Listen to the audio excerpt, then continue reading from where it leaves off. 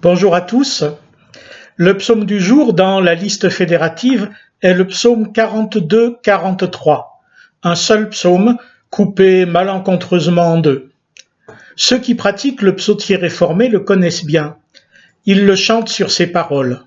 Comme un cerf altéré brame, pourchassant le frais des eaux. Ô Seigneur, ainsi mon âme soupira près tes ruisseaux. Le psaume biblique, lui, comporte 3 strophes plus refrain, et c'est sur la partie commune à ces refrains que je voudrais m'arrêter aujourd'hui. Pourquoi t'as battu, mon âme, et gémis-tu sur moi? Attends-toi à Dieu, car je le célébrerai encore.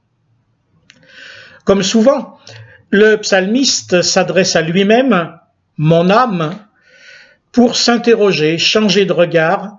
Tel est d'ailleurs l'intérêt majeur de ces prières d'autrefois, nous faire changer de regard sur Dieu et sur nous-mêmes. Tout le psaume, ces 3 strophes, sont le brame du cerf, non point pour l'eau ou le sexe, mais un brame de désespoir, d'appel qui reste sans réponse. C'est le cri de nos existences lorsqu'elles ont le sentiment de l'abandon de Dieu, ou à tout le moins de son éloignement, voire de son indifférence. C'est le cri de nos souffrances, de tout ce qui nous abîme, abandon, maladie, chômage, deuil, faillite, adultère, burn-out, etc. Toutes ces choses, ces puissances qui nous agressent et que nous n'arrivons pas toujours à dominer, nous amènent à gémir sur nous-mêmes, comme dit le psalmiste, à nous apitoyer sur nous-mêmes, à ne plus regarder que nous-mêmes. Évidemment, ce n'est pas le bon moyen pour nous sortir de là. C'est la même chose pour l'Église. Quand elle regarde ses finances et ses activités et qu'elle se plaint, serait-ce en silence, comment en sortir? La contemplation douloureuse de soi, qu'elle soit personnelle ou communautaire, nous tire vers le bas, nous fait dégringoler encore plus. Le psaume, lorsque nous le prions, lorsque nous l'écoutons par dedans, et non de manière intellectuelle extérieure, le psaume nous retourne non plus vers nous, mais vers Dieu, vers l'absent dont on ne peut se passer. Il tourne nos lamentations en attente, en espérance.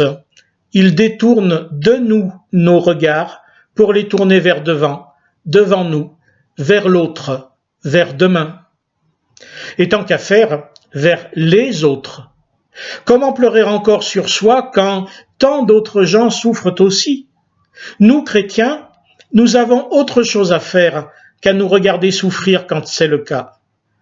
La prière et l'entraide nous attendent, nous appellent, voix de Dieu pour nous relever. Car quand on a quelqu'un à relever, on ne peut plus se permettre de rester soi-même par terre. Et c'est notre Dieu, justement, qui nous permet alors de relever la tête et le reste pour accomplir notre vocation, tout comme Jésus a accompli la sienne sans que la croix lui soit évitée. Oui, Jésus marche devant nous, il nous ouvre la route vers demain, il nous ouvre la vie à vivre avec lui et avec les autres. Les causes de nos souffrances ne disparaîtront pas par magie, mais elles cesseront de nous faire mal si nous nous attendons à Dieu en aimant nos frères et sœurs. Bonne semaine à tous, fraternellement.